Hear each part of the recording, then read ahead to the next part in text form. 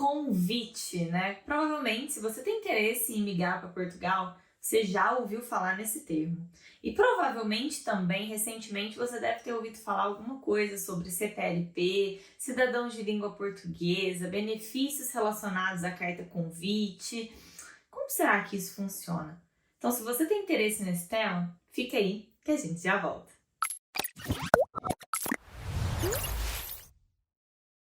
Voltando com o tema do vídeo, primeiramente gostaria de me apresentar. Se você não me conhece, meu nome é Raquel Andreata, eu sou advogada, sócia e cofundadora do ABBSA, Andreata Becker e Bandeira de Sá, um escritório de advocacia atuante aqui em Portugal, tá? Que tem como principal função trazer pessoas que querem viver legalmente em Portugal. Então, pessoas de outros países que querem viver legalmente em Portugal, querem construir empresa, querem fazer os seus processos de visto, podem contar com a gente. Entre outros temas de direito português também, como somos um escritório muito amplo, ficaria aqui o dia inteiro contando para vocês quem somos nós. Então, se você tem interesse em saber mais, tem link aqui embaixo, clica no link e aproveita também para se inscrever no canal, ativar o sininho.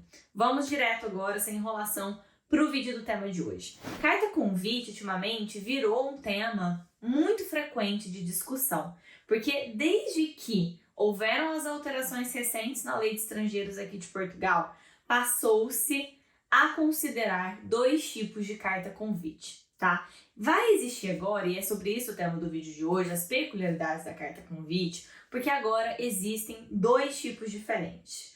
Vai existir aquele termo de responsabilidade, que se você colocar no CEF, né, no Google, então se você colocar no Google e digitar termo de responsabilidade CEF, você vai se deparar com um documento que tem uma padronagem, tem logo uma logo do CEF, do Serviço de Estrangeiros e Fronteiras de Portugal, em que existe ali umas linhas para a pessoa que está assinando essa carta, ela poder preencher o nome dela, o endereço dela, os dados de documento, assim como os dados do documento, nome, etc., da pessoa que vai se beneficiar daquele documento, daquele termo de responsabilidade, que é a carta convite padrão que nós tínhamos até o momento em que a lei de Portugal de imigração foi alterada. Essa carta convite, ela trazia, né, no seu âmbito de aplicação, o estabelecimento aqui da ideia de que a pessoa que estava assinando era responsável por determinados pontos a respeito da pessoa a quem se assinava, né? Ou seja, a pessoa que assinava a carta, ela se responsabilizava por alojamento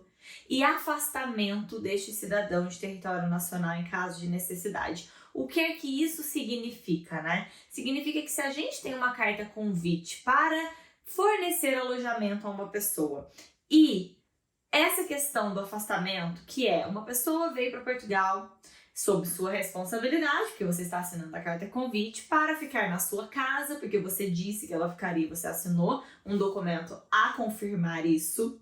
Você é responsável pelo afastamento dessa pessoa caso seja necessário. Então, de hoje para amanhã, essa pessoa não tem como sobreviver em Portugal, essa pessoa está sem eira nem beira e ela precisa ser afastada, ela precisa ser deportada, porque ela não tem documentação, ela não tem...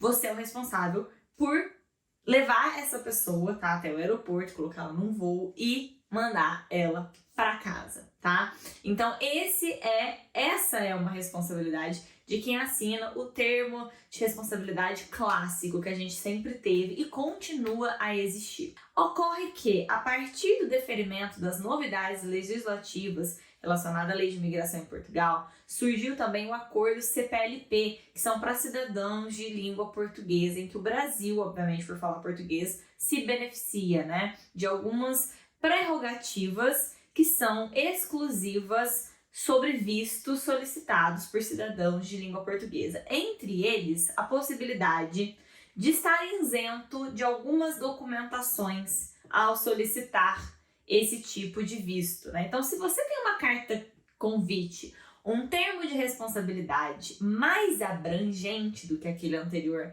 que só, né, era exclusivo para alojamento e afastamento do cidadão, hoje a gente tem a possibilidade de ter uma carta convite que abranja, né, e só é válida para cidadãos de língua portuguesa, que abranja o alojamento, o meio de subsistência, que é muito legal essa parte, que é sobre isso que a gente vai falar, e o afastamento, como é óbvio, é obrigatório. Então, se alguém assina para você Uma carta convite nesses novos termos não serve mais aquele padrãozinho que a gente estava acostumada. Você vai ter que fazer de próprio punho, né?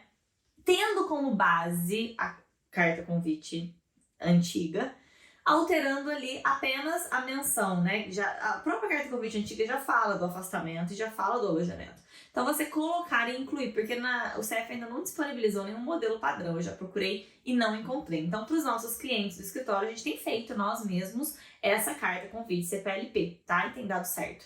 E o que a gente coloca, né, a mais nesse documento que a gente redige no computador e o cliente preenche e assina? Colocando que ele serve, né, para, de acordo com os benefícios previstos na lei tal, benefícios de cidadãos de língua portuguesa, serve também para os meios de subsistência. Então, a pessoa que tem essa carta, ela não precisa mais comprovar meios de subsistência para pedir um visto. E não precisa de seguro-saúde. Como eu já disse em outros vídeos, não é o tema desse vídeo sobre seguro-saúde, mas o Brasil e Portugal têm um convênio, que é o PB4. Se é gratuito o PB4, não tem por que você não solicitar, tá? Então, por isso, se você está pedindo um visto do Brasil, saiba que, muito provavelmente, eles vão, mesmo que você tenha essa carta convite, obrigar você a ter o PB4, porque não faz sentido você não ter se ele é gratuito. Então, ele exime você de ter um seguro, se você for obrigado, por alguma razão, a utilizar um seguro-saúde pago. Aí você não vai precisar. Mas se você tem a possibilidade de pedir um PB4 e é gratuito, por que você não vai pedir? Né? Pra ser o diferentão? Não, você vai pedir sim no seu PB4. Então, o meio, né, falando do seguro-saúde e dessa responsabilidade, não há nada escrito na carta sobre isso, mas é necessário que esteja escrito a questão do alojamento, a questão do afastamento, caso seja necessário, tal e qual a carta convite modelo padrão que a gente tem, e mais os meios de subsistência. E saber também que a pessoa que assina essa carta, ela tem a obrigação de comprovar, então, já que ela está se responsabilizando pela subsistência de outrem, ela tem que comprovar que ela tem meio de subsistência, né? Muito fácil seria se eu, desempregada, que não tenho nada, né? Que, tipo, tô passando necessidade, vou me responsabilizar por alguém? Como? Então, o que essa carta tem que estar acompanhada, né? Obviamente, da sua autenticação, que é feito por advogados ou por notários, tal como a autenticação sempre foi obrigatória na carta convite padrão de alojamento. Nessa também tem que estar autenticada, só que também, além da autenticação e do documento de identificação da pessoa que assina, que, tal e qual a antiga, tem que ser uma pessoa que resida em Portugal legalmente, tá? Não pode ser uma pessoa que esteja aqui aguardando manifestação de interesse, mesmo que ela tenha um contrato de arrendamento, mesmo que ela tenha contrato de trabalho, não interessa. Ela tem que residir legalmente aqui, ela tem que ter autorização de residência, ou então ser portuguesa e residir em Portugal, tá? Ter a nacionalidade portuguesa. Ou então ter uma nacionalidade na União Europeia, mas ter um certificado de residente da União Europeia aqui em Portugal. Então, é preciso suprir essa exigência da moradia legal em Portugal e acompanhar de meio de subsistência. Quais são os meios de subsistência? Um valor em conta de pelo menos 4 salários mínimos de Portugal, numa conta em nome dessa pessoa que assina o meio de subsistência, né? Responsabilidade de meio de subsistência de outrem. E também eu tenho indicado para os meus clientes que a pessoa que assina junte o IRS dela, tá? Muito assim, acho que é o básico, né? Não vamos pecar por menos. Eu acho que o IRS também é uma forma de comprovar subsistência, ou seja, juntar o último imposto de renda da pessoa que assinou, além do saldo em conta.